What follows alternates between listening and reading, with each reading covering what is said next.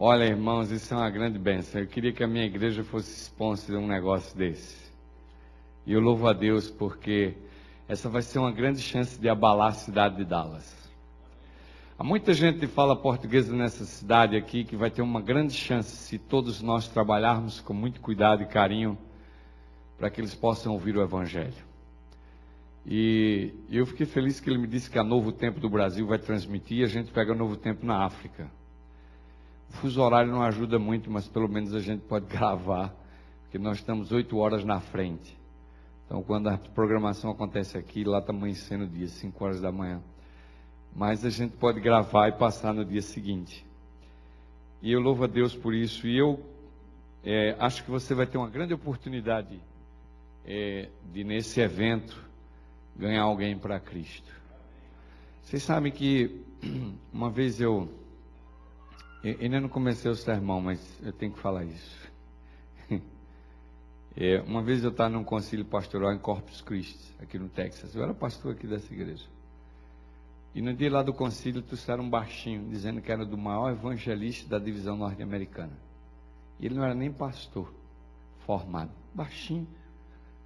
E eu vi aquele baixinho lá na frente e eu falei assim, mas como é que esse baixinho pode ser o maior evangelista da divisão? E ele fazia campanhas evangelísticas aí em Phoenix, na Arizona e tudo, Flórida. E batizava 70, 100, cada campanha evangelística. Isso para a América do Norte é um fenômeno.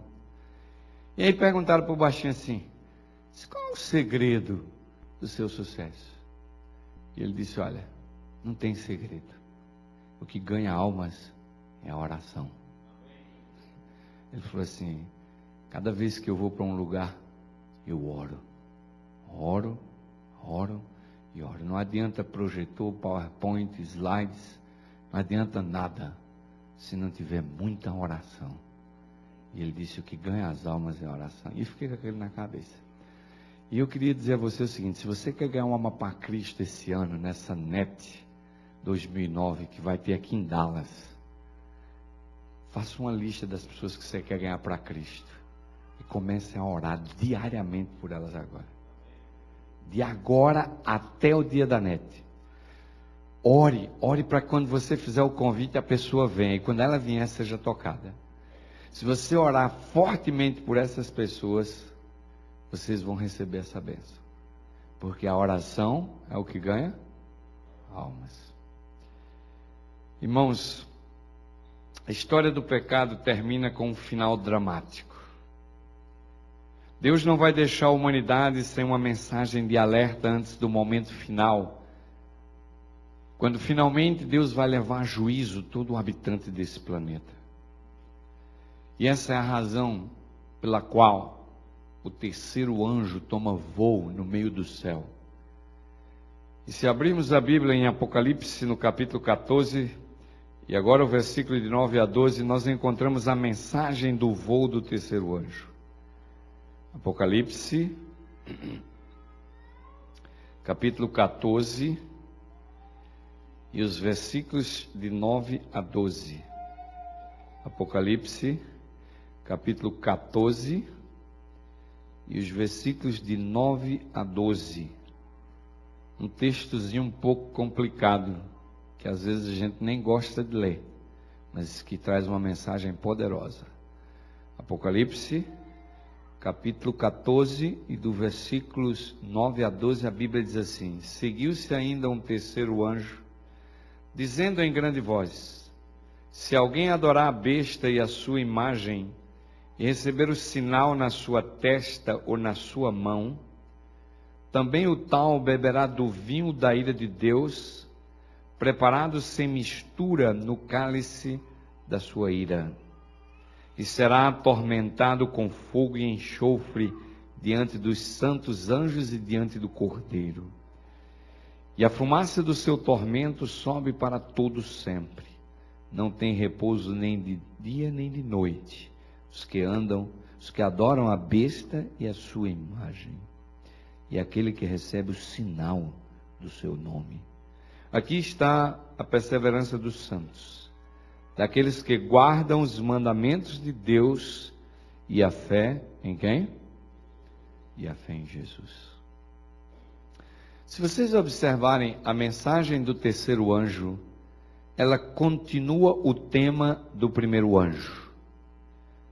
Essa mensagem do terceiro anjo adverte a todos aqueles que adoram a besta e a sua imagem e recebem a marca na sua mão e na sua testa, de que eles beberão o vinho da ira de Deus derramada sobre eles.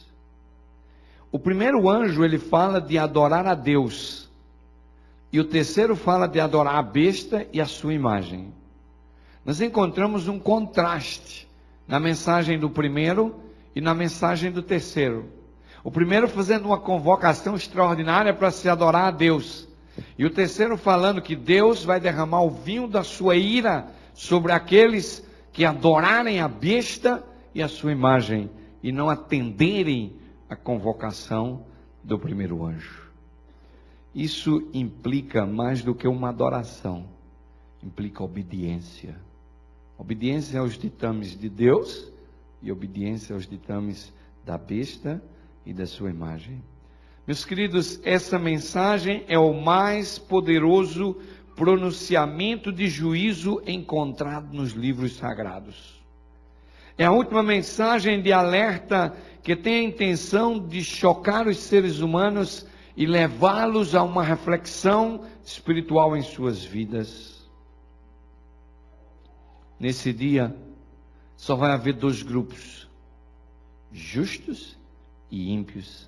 E a terceira mensagem angélica, ela define, ela qualifica os que adoram a besta, a sua imagem, e os que adoram a Deus. Não há meio de campo, não há neutros. Ou adoramos a um, ou vamos adorar a outro. E a grande pergunta que fica é, de que lado nós vamos adorar?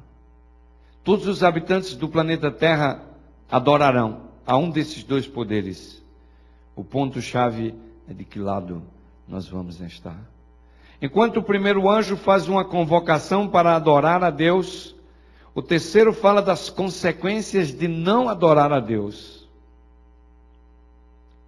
Nós fomos criados para nos relacionar.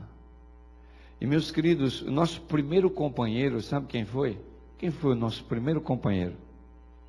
Foi Deus. Deus foi o nosso primeiro companheiro. O homem foi criado para andar com Deus. O homem foi criado para viver ao lado de Deus. E essa é a razão porque nós sofremos tanto nessa vida. Essa é a razão porque vivemos tão atormentados. Porque não existe felicidade na vida do homem se ele não andar com Deus. Porque ele foi criado para andar com Deus, ter Deus como companheiro e caminhar com Deus e viver a vida com Deus. Mas Satanás vem tentando separar o homem de Deus. E quando Satanás separa o homem de Deus, ele quebra esse relacionamento entre Criador e criatura que foi estabelecido no Éden. Quando Adão abriu os olhos, foi a primeira coisa que ele viu. O rosto de Deus. O rosto de Deus. Meus queridos, o vazio que nós sentimos às vezes na nossa alma, a tristeza que sentimos em nosso coração, tudo isso é ausência de Deus. É tudo ausência de Deus. Nós fomos criados para estar com Deus. Depois da entrada do pecado, houve uma separação entre o homem e Deus. E é exatamente aqui que entra a adoração. A adoração, ela entra porque houve uma separação entre o homem e Deus. E Deus agora estabeleceu um sistema e um meio para que o homem viesse à presença do Altíssimo e pudesse adorá-lo em espírito e em verdade e continuar esse relacionamento de comunhão que deveria haver entre Deus e o homem. É por isso que o tema do grande conflito é a adoração. É por isso que Satanás trabalha tão arduamente para que o homem não adore a Deus. Porque quando o homem adora a Deus, ele se conecta com Deus. E ele foi criado para andar com Deus, para viver com Deus, para morar com Deus, para estar com Deus ao seu lado. Essa é a razão porque a adoração tem um papel tão importante e se tornou um elemento importantíssimo do drama do conflito dos séculos. E há uma coisa interessante.